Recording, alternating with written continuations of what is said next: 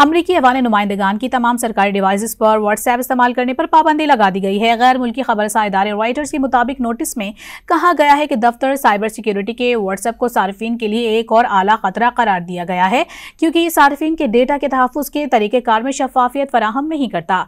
Data की encryption मौजूद नहीं और उसके इस्तेमाल से सिक्योरिटी खदशात पैदा होते हैं।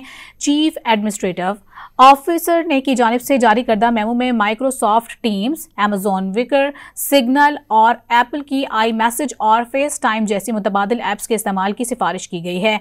मेटा के तर्जुमान ने इस फैसले से सख्त इख्तलाफ करते हुए कहा है कि व्हाट्सएप दीगर मंजूरशुदा ऐप्स के मुकाबले में ज्यादा मजबूत सिक्योरिटी फराहम करता है।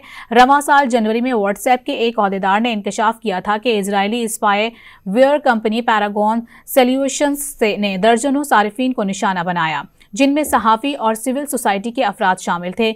इससे पहले भी अमरीकी ऐवान नुमाइंदगान 2022 में सिक्योरिटी वजूहात की बुनियाद पर सरकारी डिवाइसेस पर टिकटॉक चलाने पर पाबंदी लगा चुका है। मज़ीद न्यूज़ अपडेट्स और डिजिटल स्टोरीज के लिए सब्सक्राइब करें डॉन न्यूज़ पाकिस्तान।